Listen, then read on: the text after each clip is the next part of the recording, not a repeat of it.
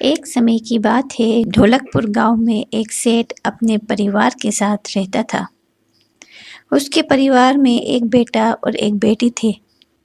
वो लोग बड़े मज़े से अपनी ज़िंदगी गुजार रहे थे। सेठ के पास बहुत सारे जानवर पले हुए थे।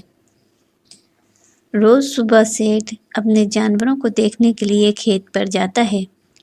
सब जानवरों को देखने के बाद सेठ जब एक जगह पहुंचता है जहां एक बैल और एक गधा बंधा हुआ था।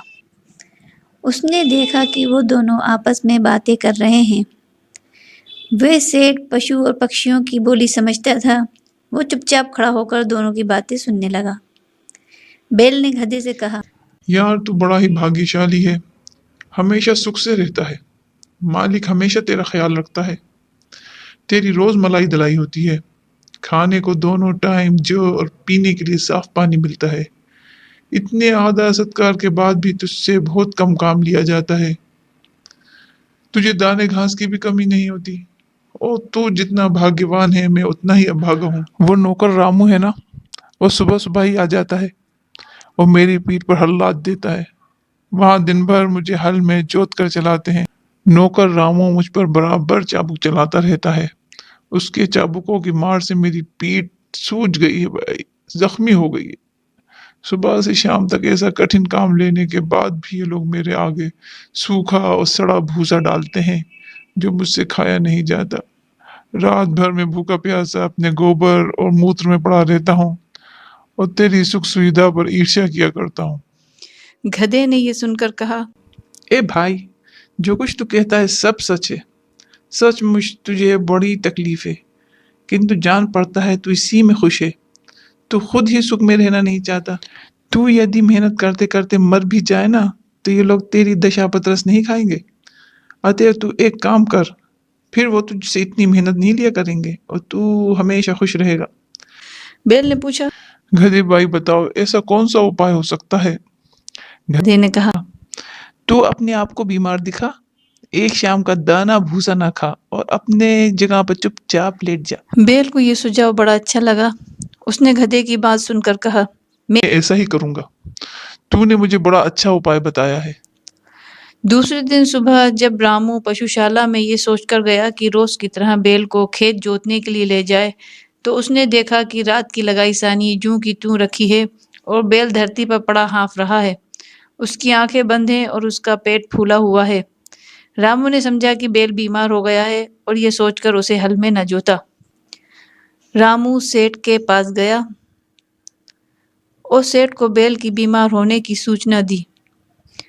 सेठ ये सुनकर जान गया कि बैल ने गधे की बताए हुए उपाय पे अमल करना शुरू कर दिया है, इसलिए वो अपने आप को बीमार दिखा रहा है।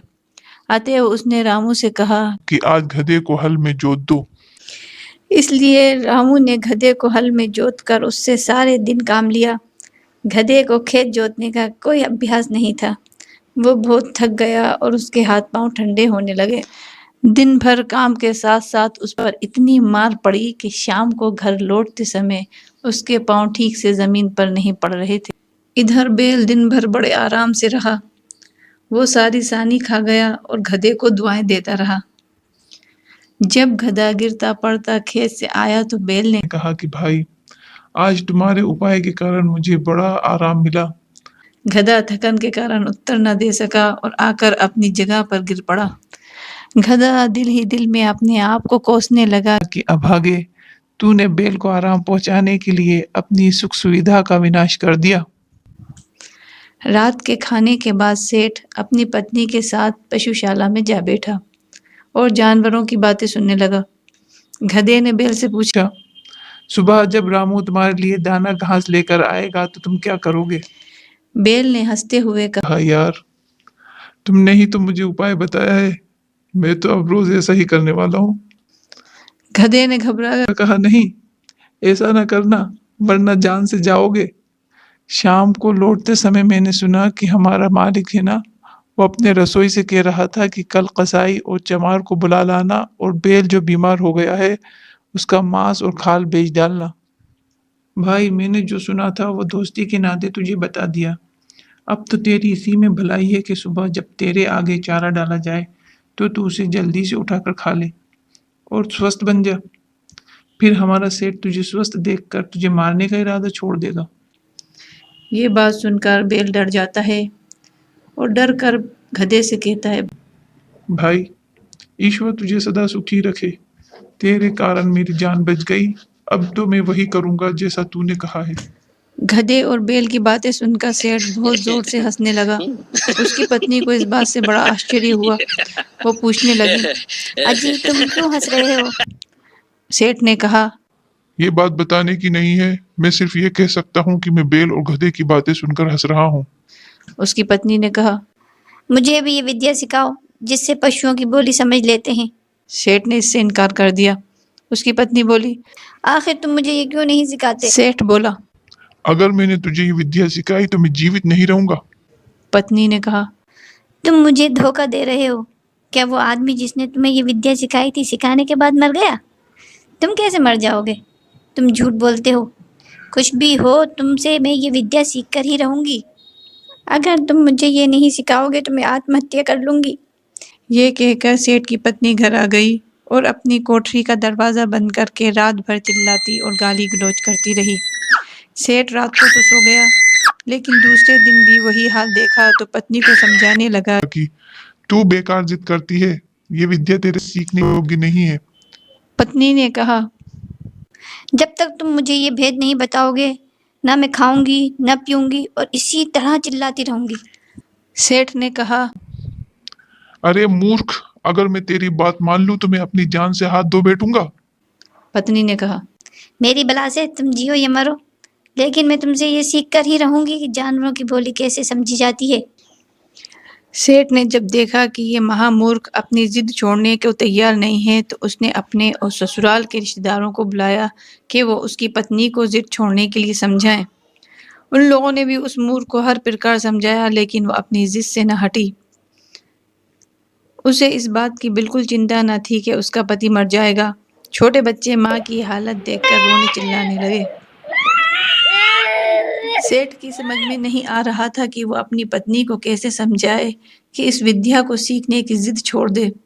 वो अजीब परेशानी में था और सोच रहा था, अगर मैं बताता हूँ तो मेरी जान जाती है और नहीं बताता तो पत्नी रो रो कर मर जाएगी। इसी उधेड़-बुन में वो अपने घर के बाहर जा बैठा। उसने देखा कि उसका कुत्ता उसके मुर्गे और मुर्गियों को हंसता खेलता देखकर गुर्राने लगा। कुत्ते ने मुर्गे से कहा, तुझे शर्म नहीं आती कि आज के दिन भी तू हंस खेल रहा है और एंजॉय कर रहा है? मुर्गे ने कहा, आज ऐसी कौन सी बात हो गई कि मैं हंसू खेलूं नहीं और एंजॉय ना करूं? कुत्ता बोला, आज हमारा सेठ बहुत ही परेशान है। मुर्गे ने कहा, क्या परेशानी है हमारे सेठ को? क्या हो गया? कुत्ता बोला, तुझे कुछ भी नहीं पता। उसकी पत्नी इतनी बेवकूफ हो गई है कि उससे ऐसी जिद कर रही है, ऐसी बात पूछ रही है जिसे बताने से वो फौरन ही मर जाएगा। और परेशानी ये है कि अगर वो नहीं बताएगा तो स्त्री रो रो कर मर जाएगी। इसी से सारे लोग परेशान हैं, सिर्फ तेरे। और तू यहाँ पर हंस खेल रहा है, एंजॉय कर रहा है। मुर्गा बोला, हमारा सेठ बेवकूफ़ है जो एक पत्नी का पति है और वो भी उसका कहना नहीं मानती। मेरी तो 50 मुर्गियाँ हैं और सब मेरा कहना मानती हैं। अगर हमारा सेठ एक काम करे तो उसका दुख अभी दूर हो जाएगा। कुत्ते ने पूछा कि हमारा सेठ क्या करे कि उसकी मूर्ख पत्नी की समझ में आ जाए। मुर्गे ने कहा, हमारे सेठ को चाहिए कि एक मजबूत डंडा लेकर उसे कोठरी में जाए जहाँ उसकी पत्नी चीख चिल्ला रही है, दरवाज़ा अंदर से बंद कर ले और पत्नी की जमकर पिटाई करे। कुछ देर में पत्नी अपनी जिद छोड़ देगी। मुर्गे की बात सुनकर सेठ ने उठकर एक मोटा डंडा लिया और उस कोठरी में गया जहाँ उसकी पत्नी चीख चिल्ला रही थी। दरवाज़ा अंदर से बंद करके सेठ ने अपनी पत्नी पर डंडे बरसाना शुरू कर दिए। कुछ देर चीख पुकार बढ़ाने पर भी जब पत्नी ने देखा कि डंडे पड़ते ही जा रहे हैं तो वो घबरा उठी और पति के पैरों पर गिरकर कहने लगी, नहीं नहीं, अब मारना छोड़ दो। अब मुझे मत मारो प्लीज़, मुझे मत मारो। अब मैं कभी भी ऐसी जिद नहीं करूँगी। इस पर सेठ ने अपना हाथ रोक लिया और पत्नी को उठाकर कहने लगा, याद रखना, अब आइंदा कभी भी इस तरह की जिद नहीं करना। पत्नी ने हाँ में सिर हिला दिया।